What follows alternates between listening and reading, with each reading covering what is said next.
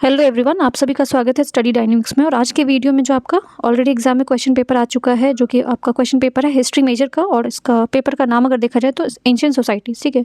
सो इस सारे question paper का किस तरह से क्वेश्चन कितने आते हैं, या फिर आपको कैसे अटेम्प्ट करना है, या फिर आपको कौन कौन से क्वेश्चन इंपॉर्टेंट है, इससे आपको आइडिया लग जाएगा। अगर अब तक आप लोगों ने पिछले वाला वीडियो नहीं देखा है तो, और अगर आपने देखा है तो आपको पता चल गया होगा कि किस तरह से क्वेश्चन, अगर मैं समझा रही हूँ टॉपिक, अगर आप सीरियसली नहीं ले रहे हो तो उसका वो कॉस्टिंग आपको वहाँ पे लग जाता होगा जब एग्जाम में क्वेश्चन पेपर मिलते होंगे। सो डू ट्रस्ट और आराम से चीज़ों को देखो और समझा करो। एंड वन मोर थिंग कि अगर आपको चीज़ें पसंद आ रही है, ठीक है, तो वीडियो लाइक करने में तो वैसे भी शर्माने की ज़रूरत नहीं है। एंड अगर आप देख रहे हो तो चैनल भी सब्सक्राइब कर सकते हो, बिकॉज एफर्ट लगते हैं, मेहनत लगता है सारी चीज़ों करने में, ठीक है। और अगर आपको लगता है कि आपको एक्स्ट्रा चीज़ें चाहिए, जैसे कि अगर मैं क्वेश्चन पेपर आपको डिस्कस करूँगा और इससे आपको एक चीज़ और बता दूँगी कि किस तरह से आपको कौन कौन से यूनिट प्रिपेयर करना है, कौन से क्वेश्चन आपको करना है, कहाँ से करने हैं। सो अगर एक्स्ट्रा चीज़ें लगती है तो do right in the comment section. So start करते हैं। तो सबसे पहले आपका पेपर का नाम क्या है? एंशिएंट सोसाइटी है, ठीक है। और इसमें जो आपका ये मेजर पेपर है, 3 घंटे का एग्ज़ाम होगा ये, ठीक है। तो टाइमिंग भी याद रखना। और बहुत सारे बच्चों ने गलती किया था, 1 घंटे के एग्ज़ाम में बहुत आराम से लिख रहे थे, तो उनको बाद में पता चल गया होगा कि क्या क्या उन्होंने मिस्टेक किया है।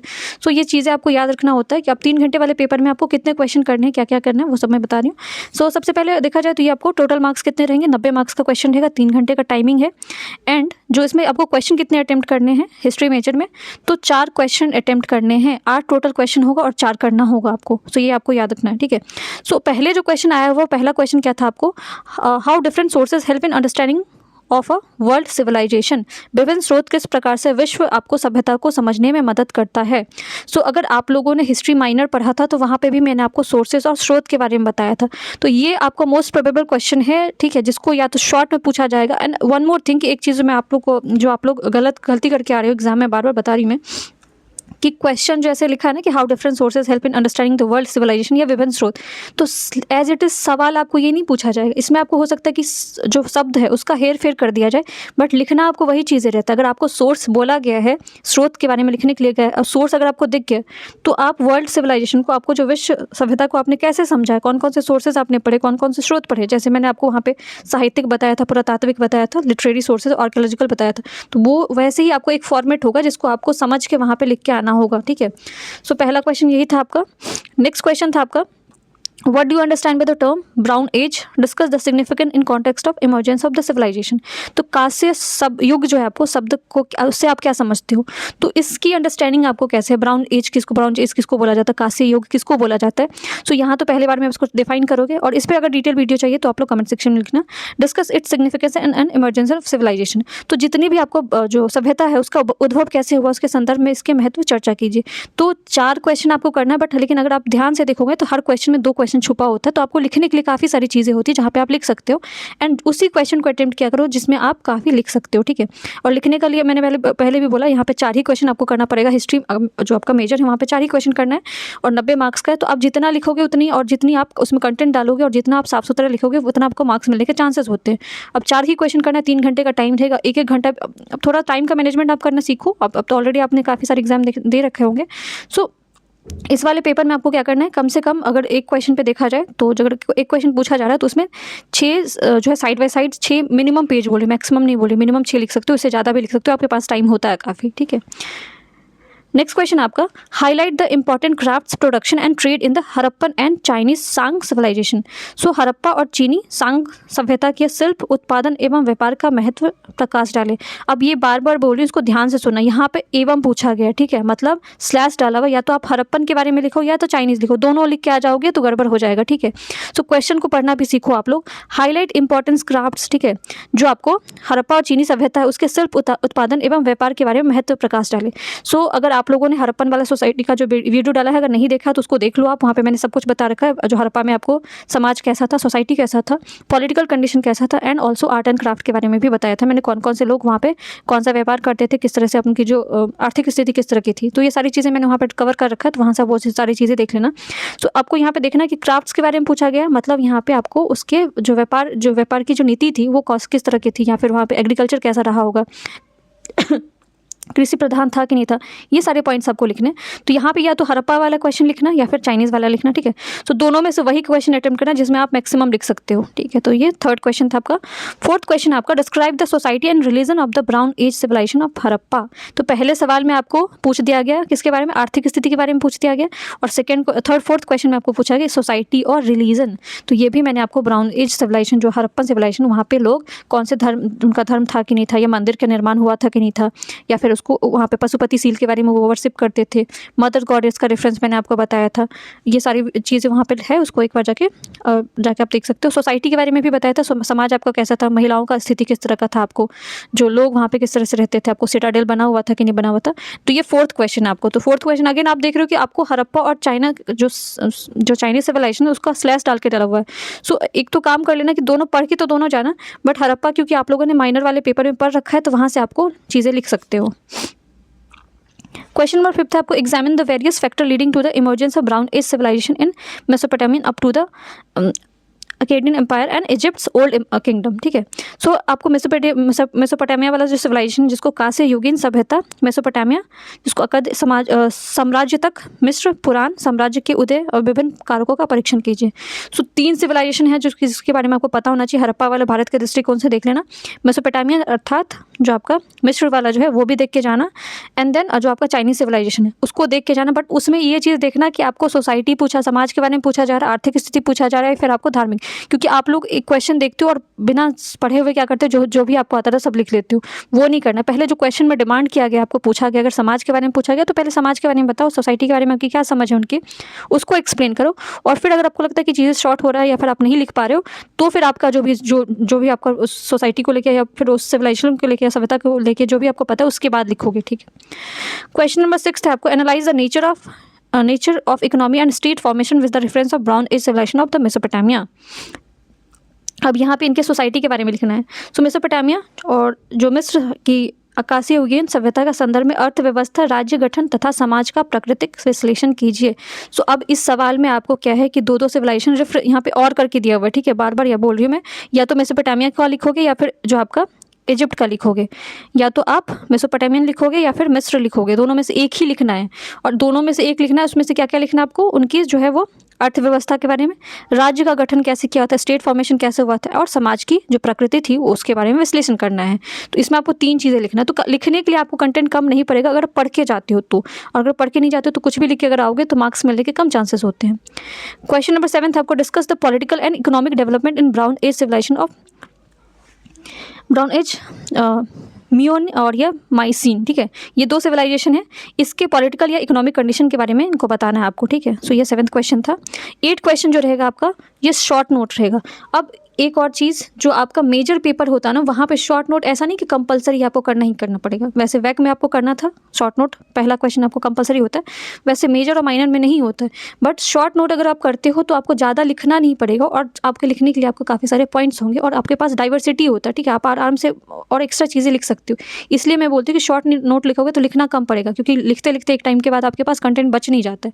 तो 8 क्वेश्चन में अगर देखा जाए तो शॉर्ट नोट में से 4 ऑप्शन रहते हैं, जैसे कि archaeology, urban revolution, religious in Mesopotamia, Minoan और माइसिनियन आर्ट के बारे में पूछा गया है। तो 4 में से 2 आपको अगर आता है तो 2 को आप क्या करोगे, लिखोगे, ठीक है। जैसे पुरातत्व के बारे में बता सकते हो, नागरिक क्रांति क्या था आपको, या फिर मेसोपोटामिया और मिस्र के में धर्म किस तरह का था, मियोनियन और माइसिन कला क्या था। तो इस 4 में से जो आपको एकदम कॉन्फिडेंस के साथ है, जिस पे आप 1.5 पेज लिख सकते हो, 1.5 पेज लिख सकते हो, उसी क्वेश्चन को क्या करोगे वहाँ पे अटेम्प्ट करोगे। ये सारे क्वेश्चन थे। आई होप आपको ये सारी चीज़ें समझ में आई होगी।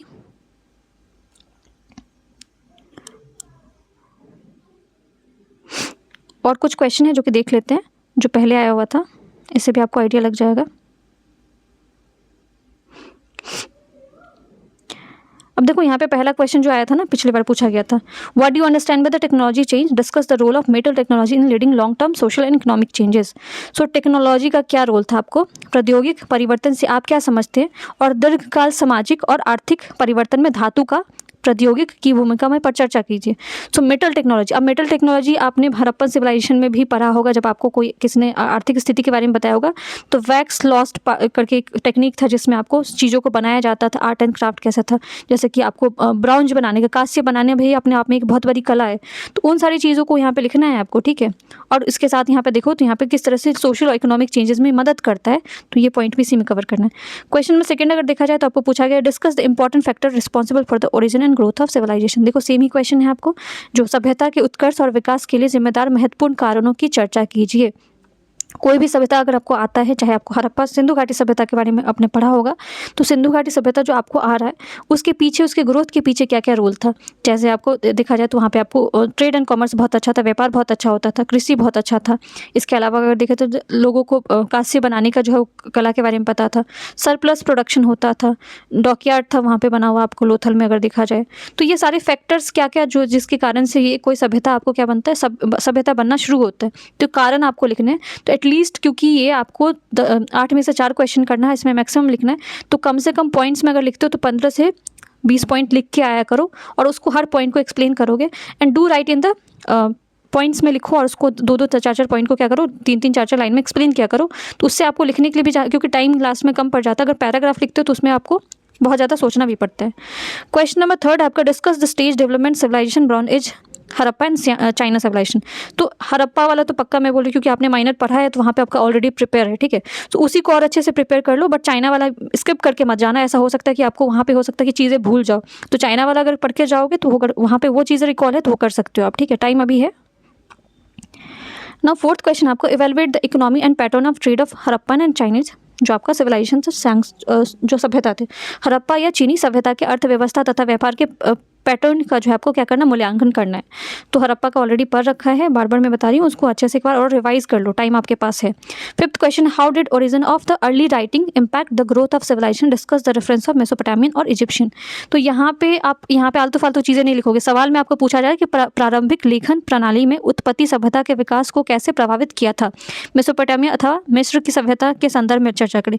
अब जिसके संदर्भ में आपको पूछा गया ना, अथवा है यहाँ पे, ठीक है, जिसमें आप क्या करोगे, दोनों लिख के आ जाओगे, दोनों नहीं लिखना, या तो मेसोपोटामिया के बारे में लिखना है या फिर आपको मिस्र के बारे, इजिप्शियन के बारे में लिखना है। इसमें आपको राइटिंग जो था, उन्होंने जो लिखने का जो प्रक्रिया था वो कैसे उनको मदद करता है। अब ये क्वेश्चन थोड़ा डिफिकल्ट है, अगर आपको वहाँ का पता है स्क्रिप्ट कैसे यूज़ किया, कौन सा लिपि यूज़ किया गया था, आपको पता है कि मेसोपोटामिया के बारे में पता है, लिखने की पद्धति से उनको क्या क्या बदलाव आई, तभी ये सवाल को आप बना सकते हो। अदरवाइज आलतू फालतू लिखोगे तो लिखने के लिए ज़्यादा कुछ नहीं मिलेगा आपको। क्वेश्चन नंबर 6 है आपको evaluate the importance of ecological and other factors in the emergence of brown age civilisation in Mesopotamia और इजिप्ट। और बार बार बोल रही हूँ, और देखो इसमें से या तो इजिप्ट या फिर मेसोपोटामिया। तो मेसोपोटामिया या मिस्र के कांस्य युग में सभ्यता के उद्भव या परिस्थितियों और अन्य कारकों का महत्व मूल्यांकन कीजिए। इकोलॉजिकल है, ठीक है, तो परिस्थितियाँ, इकोलॉजिकल फैक्टर्स आपको बताना है, किस तरह से मदद करता है, पर्यावरण किस तरह से मदद कर रहा है, ये सारी चीज़ों को लिखना है। क्वेश्चन नंबर 7 अगर देखा जाए तो आपको discuss the socio economic and cultural development in bronze age civilisation of Minoan Mycenaean, ठीक है। तो यहाँ पे इनके बारे में भी आपको, इसके सामाजिक और आर्थिक स्थिति के बारे में आपको किस तरह से मदद करता है, इसके बारे में लिखना है। एंड लास्ट क्वेश्चन आपका शॉर्ट नोट है, अगेन 4 है जिसमें से आपको 2 करना है। तो डिबेट ऑन मेटल टेक्नोलॉजी, तो ये लॉन्ग में भी पूछा गया, शॉर्ट में भी पूछ दिया गया। सोर्स देखो फिर से पूछा गया, तो सोर्स मैं बार बार बोल रही हूँ कि सोर्स अच्छे से प्रिपेयर करके जाओ, या तो लॉन्ग में आएगा या तो शॉर्ट में आएगा, ठीक है। तो आपको पक्का पूछा जाएगा, स्रोत के बारे में पूछा जाएगा, कौन कौन से स्रोत के आधार पर आप जो है विश्व सभ्यता के बारे में पढ़ते हो, ठीक है। सो उसको लॉन्ग के हिसाब से प्रिपेयर करके जाना, क्योंकि शॉर्ट में अगर आता है तो आप तभी आप उसमें लिख सकते हो। अगर शॉर्ट की जगह पे लॉन्ग में आ गया ना, तो फिर अगर लॉन्ग वाला शॉर्ट वाला करके जाओगे तो फिर वहाँ पे चीज़ें कम पड़ जाएगी।